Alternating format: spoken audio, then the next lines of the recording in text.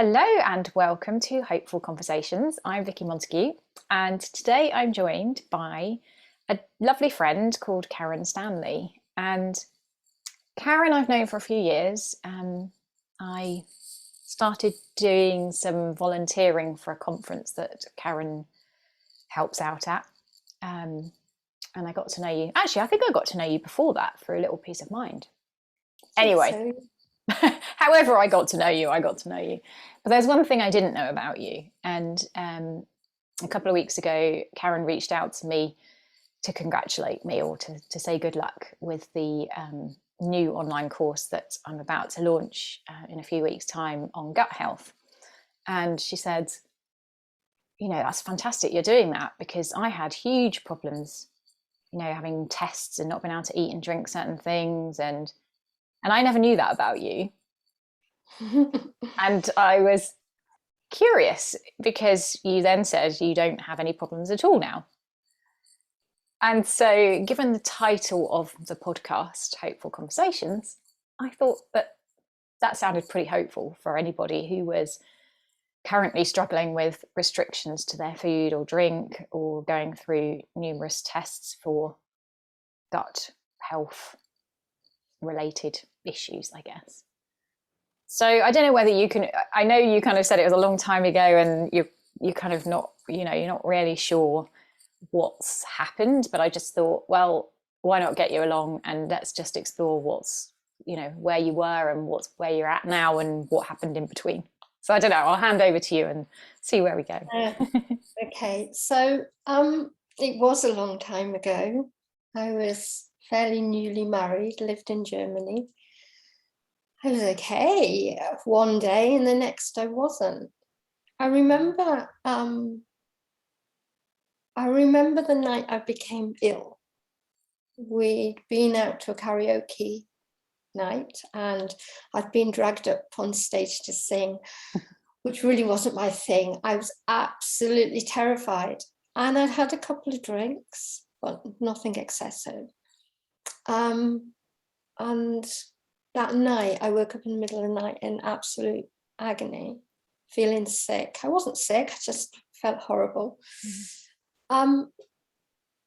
And from that point forward, it just felt like I was in pain, constant pain. Worse in the middle of the night.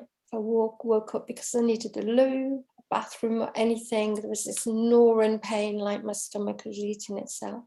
Wow. So I spent many, many years on like antacids, which I realize now through my explorations that probably didn't do any good at all. I had lots of tests, endoscopies, and sometimes they'd think they'd found something, and then when they went to look again, there was nothing there. And my world when it came to food and to alcohol, I was never a big drinker, but I would like to have the occasional drink. I just couldn't drink it, just made it so much worse. Wow. So I think for probably about 15 years, I just didn't drink alcohol at all. And I cut so many things out of my life, things I couldn't eat, things I was always looking suspiciously at something to see whether that could be the cause. And we're talking like 30 years ago. So there wasn't any gluten-free diets, there wasn't anything like that. I don't even know if they discovered what a microbiome was back then. No, they hadn't. I remember a doctor I saw in Germany saying to me, had I ever considered that it might be stress? And I had, because while all this was happening, a couple of years later, my husband went out and fought in the Gulf, and I was really poorly with anxiety then. So I considered whether it could be stress, but I didn't particularly feel stressed or think I was stressed. But now, years later, when I look back on Mm-hmm. that time, I can clearly see that I probably was. I was probably living in a state of chronic anxiety, and I just didn't see it back then. Yeah. Didn't at all. And so when we moved back to the UK, I don't know, things just seemed different. I think I felt more settled here. I don't know. It just, it was one of those things. I loved being in Germany, but I didn't realize until I was back in the UK how much I'd missed the UK. And just the simple things like being able to sit on a bus and overhear someone's conversation and know what they were talking about. Yeah. Yeah. So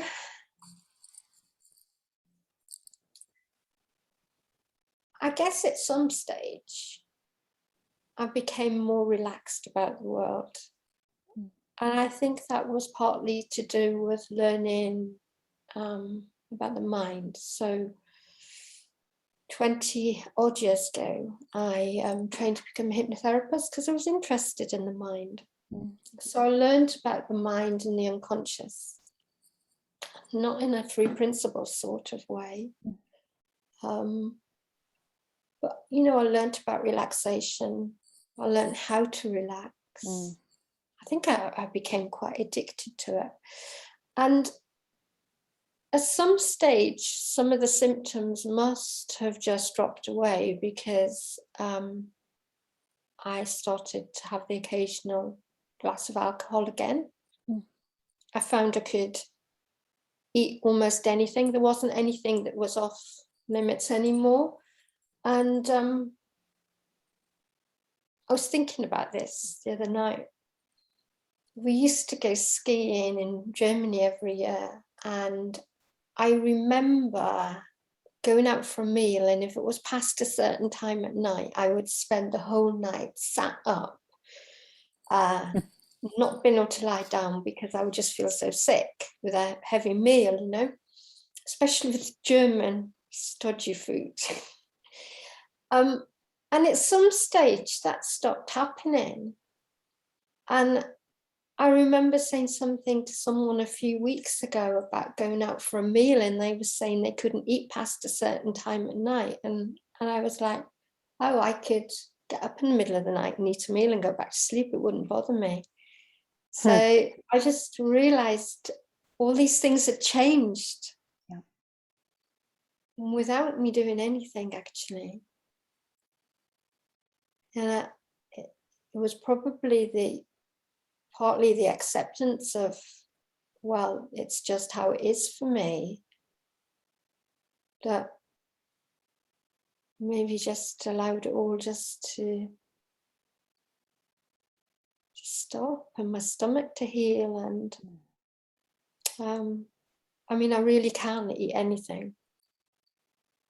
Nothing's out of bounds. And I like everything as well. And I'm presuming at one point you were really quite restricted in what you're eating, and there was a lot of thinking about food and what might set the symptoms off and what might not, and that kind of thing. For me, that was something that, I, looking back now, see how much time I spent kind of checking in with my symptoms and then thinking about what food might have caused them or might not have caused oh, it's good today, what did I eat yesterday, all that kind of thing. And I'm kind of guessing that you had a similar sort of experience with that. Well, yeah, because I completely cut out alcohol. I was pretty sure that the alcohol I drank that night, I think it was Grand Marnier or something like that, I was pretty sure that I'd caused it. But looking back now, I can see I probably lived in a chronic state of stress. And getting up and doing karaoke and the fear of doing that must have just kicked me over the edge. Yeah. But I'm making that up because I do not know for sure. So I was pretty sure that I even remember having this vision of in my mind, because I'd wake up in the night and I could feel this gnawing in my stomach, like someone was eating it. It was almost like I could imagine this alcohol almost dissolving the insides of my stomach. It's what it felt like to me. Yeah. And then, of course, it carried on, even though I'd stopped drinking. And I was like, well, what else could it be? I had an idea. It was, I think we ate margarine back then, and I had an idea it might be that, so I cut that out. Do you know, I don't really remember now what I stopped eating, but I know there were things that I would think, oh no, I better not eat that.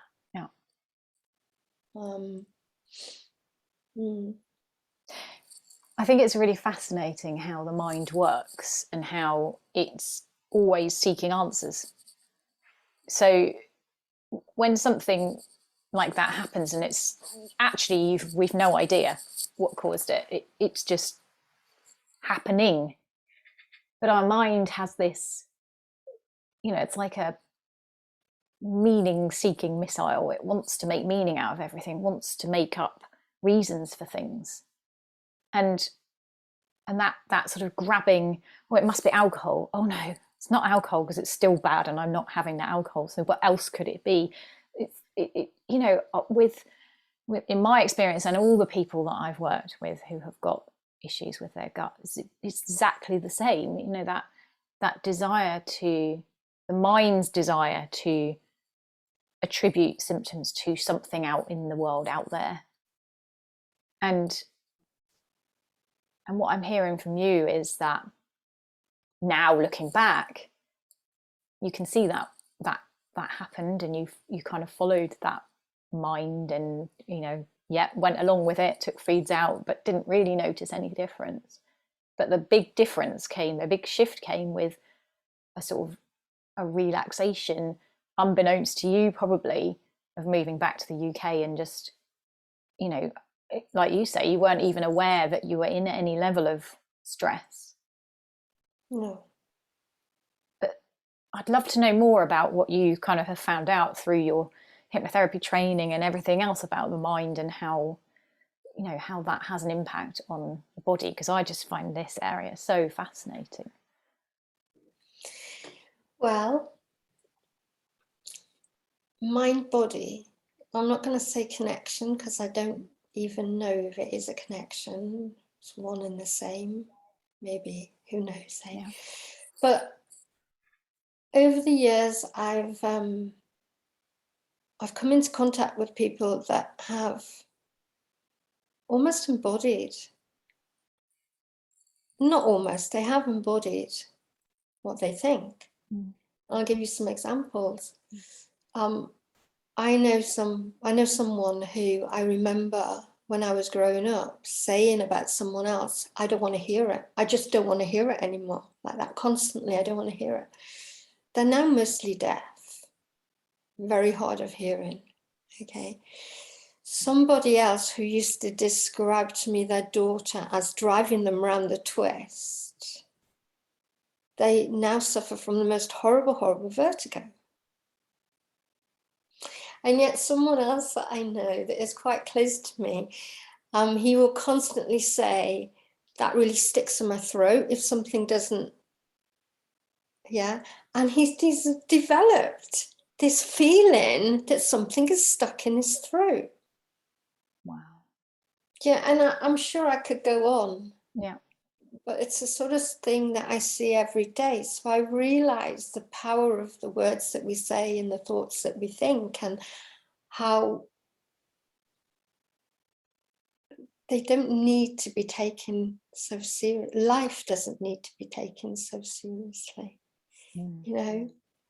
My philosophy is we're here to have fun. That's my purpose in life. I might change my mind a few years from now, but I spent a lot of time searching, what's my purpose? What should I be doing? And now I'm just like, I'm just going to have fun. That's what I'm going to do. What if that's all I'm here for, to have fun?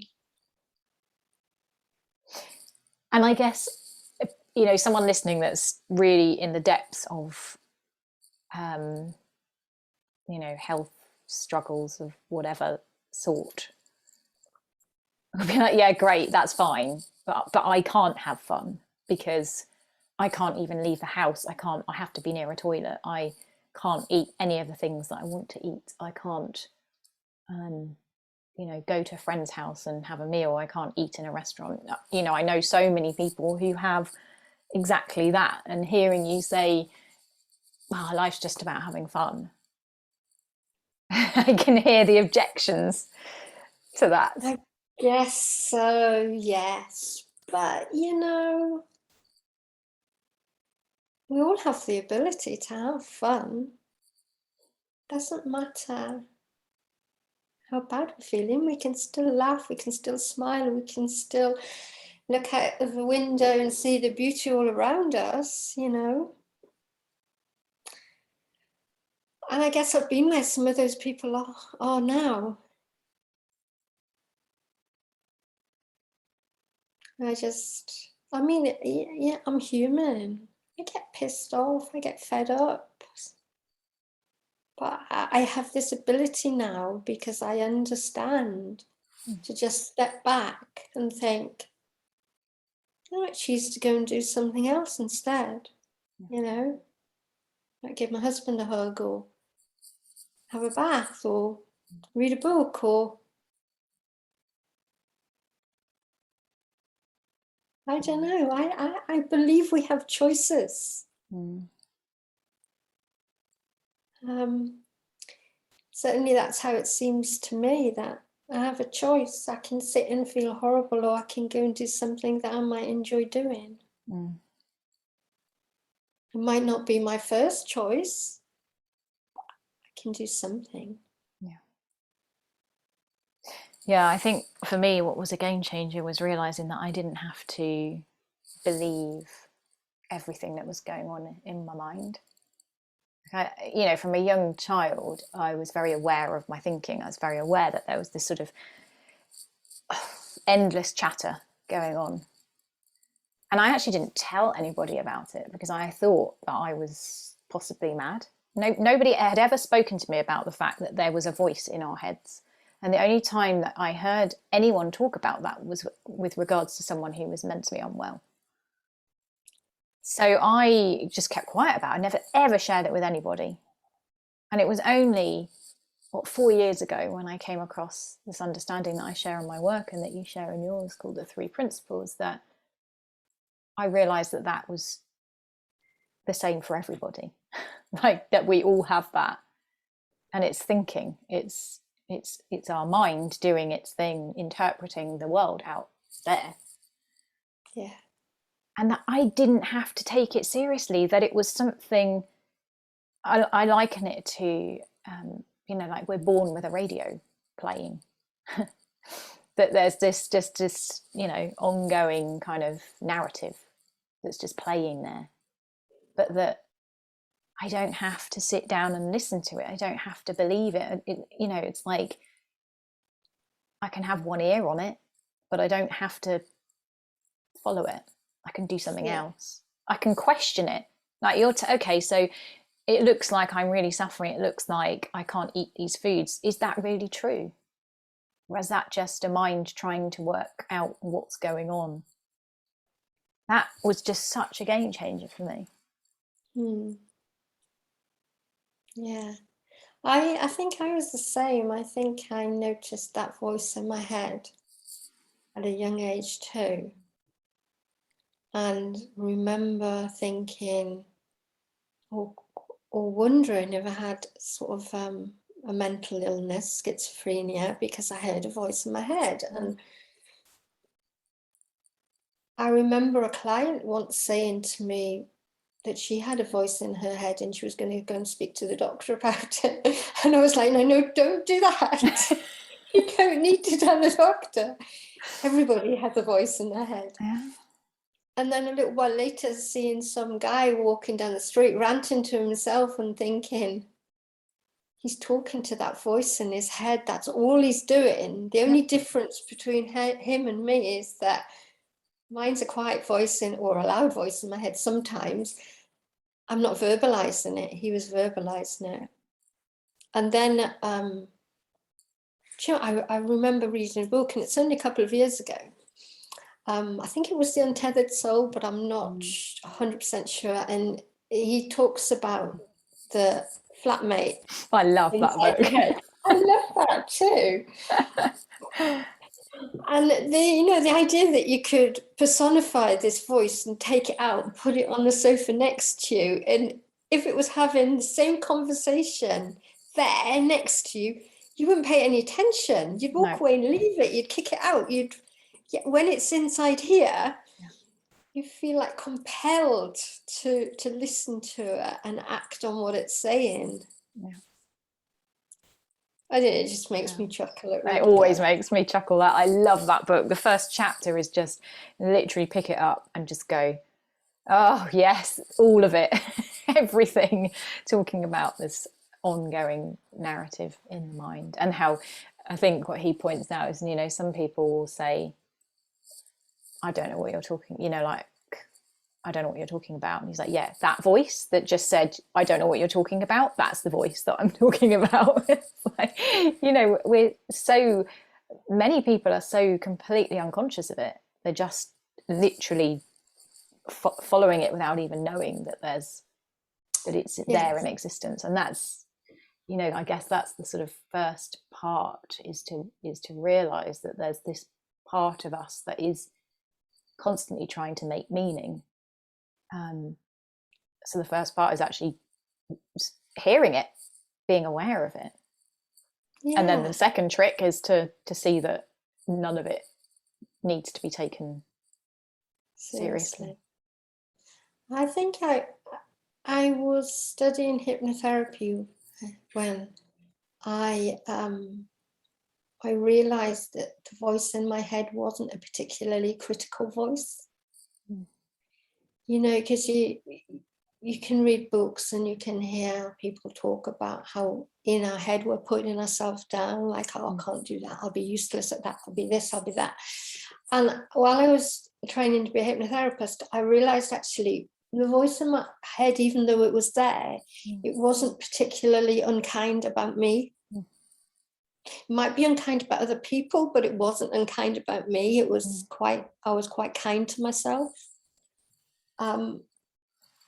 And that's unusual, I think.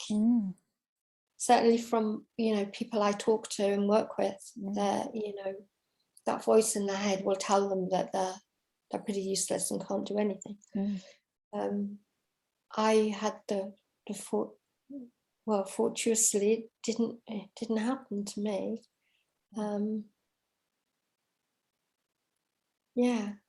That's good. Lucky. Mine definitely is not very nice.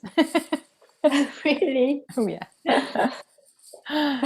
My husband's got a voice in his head and he voices it. If he's thinking that he's done something that's ridiculous or stupid, or he's an idiot, it comes out of his mouth. It used to come out of mine. Yeah.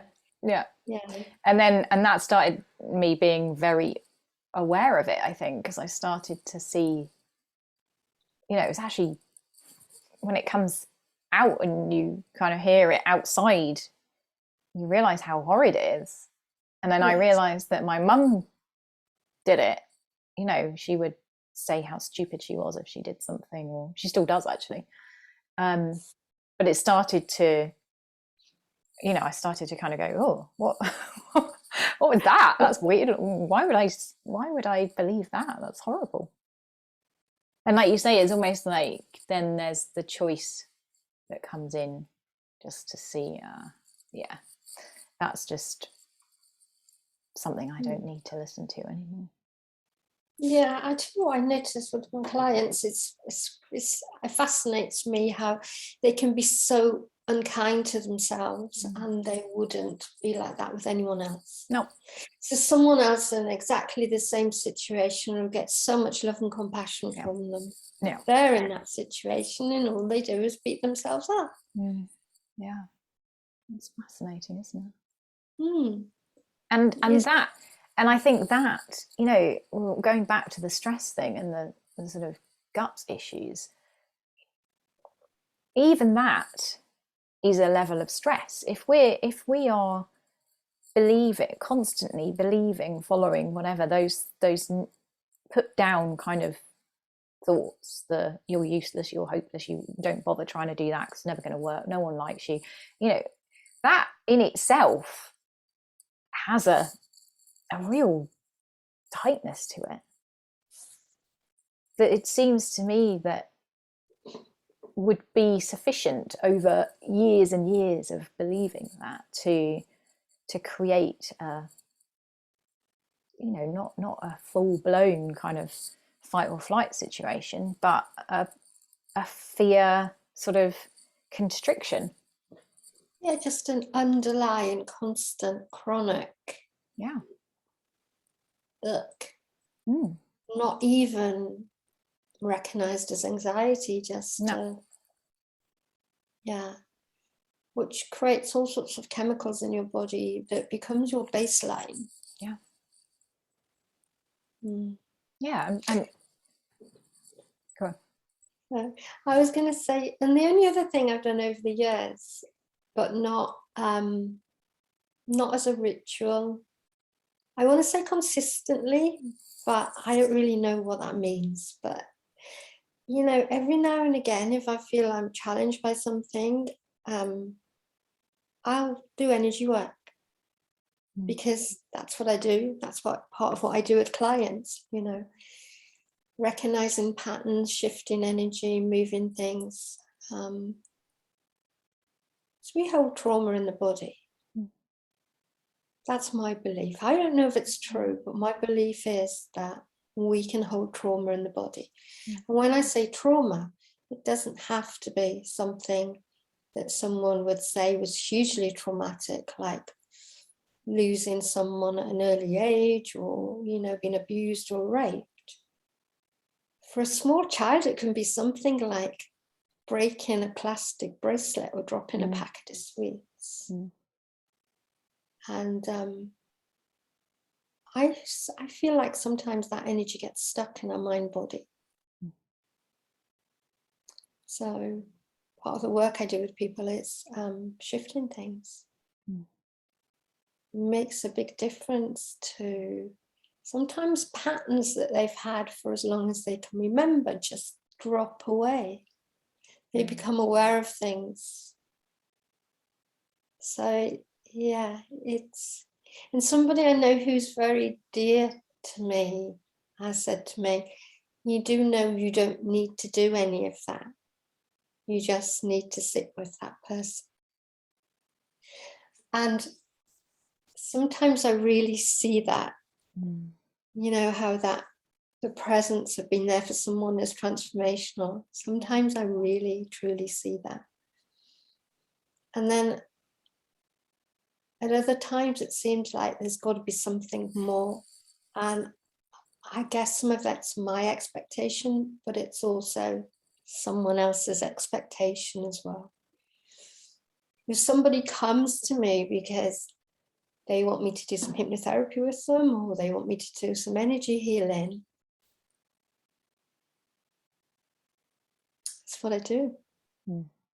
I respect their wishes and whatever else comes up.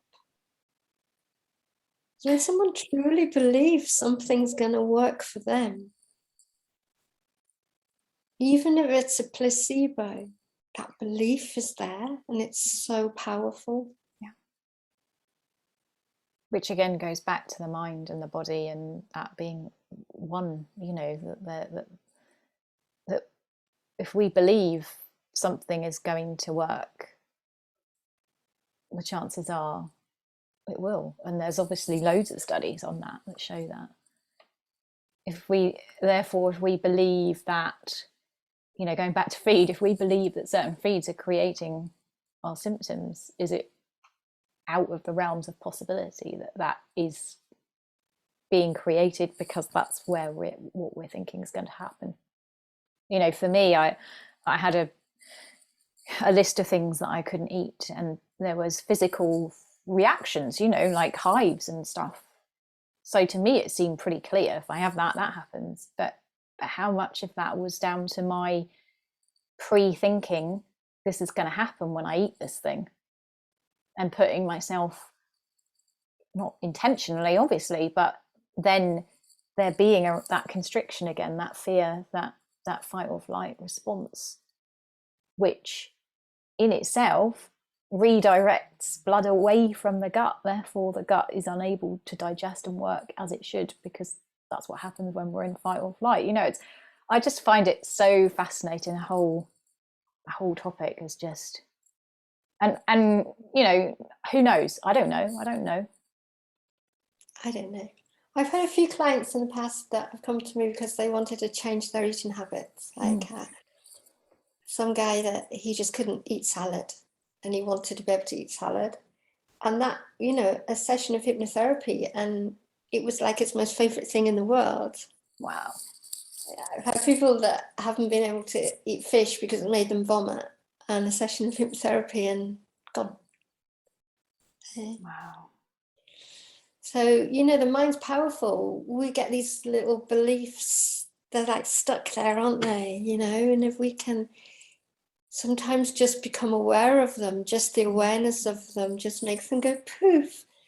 Other times a little bit of brainwashing with the hypnotherapy. Everybody's different. There's something out there for everyone, I think. Yeah. I really do. And what I hear in that as a sort of takeaway message is to be open to possibilities.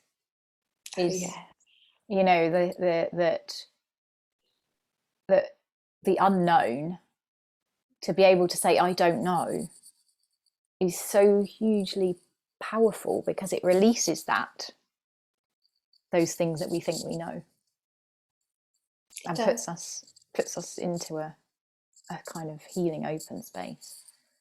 I know. It's funny, isn't it? Well, so somebody I helped a couple of years ago, she wants to run a course to help people lose weight. But she wants it to be a very gentle, holistic, no restrictions type course. And she messaged me yesterday and said, I'm running this course. I'd really like you to be involved because you helped me so much. She said, so would you come and give a talk? And I'm like, exactly the same sort of things flashed through my mind as when you asked me if I would be on a podcast. It feels like I don't know what I do. It really does feel like that sometimes, and to try and explain that to somebody who's reaching out for help. How do you do that? So, I don't know how a talk evolves. So we'll see. I am interested.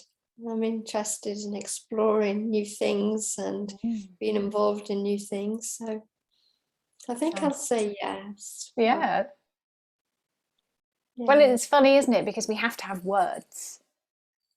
So whether we really understand what's underneath, the words that you offer hypnotherapy, you offer energy work, whatever, they're just words. Like you say, it doesn't really matter what happens, what you do, because what you do is be present with people, and like you say, that's where the magic happens. It seems that way to me. But I'm open to discovering that it might be something else. Yeah. That's part of the having fun and playing around in life, isn't it? Yeah, it is. Yeah. I just have a really happy, blessed life, and I'd love everyone to feel the same as I do. I really would. And I think it's possible. I really do believe it's possible. Yeah, me too. Oh, it's been so lovely chatting with you. Just so lovely. And if anybody wants to find out more about you, how can they do that? Do you have a website or an email address, or? Oh no, I don't have a website. I've never had a website. But they can reach out to me. Yeah, my email address is karenstanley1964@gmail.com. They can, or they can find me on Facebook, I guess. Yeah. Fabulous. Anything, or through you. Yeah, exactly. Yeah. Lovely. Oh, thank you so much for coming on and sharing. That was really my great pleasure. I'm glad I did. Yeah, I'm glad you did. First time for everything, isn't it? Definitely. And I will catch up with you very soon. Okay. All right. Bye.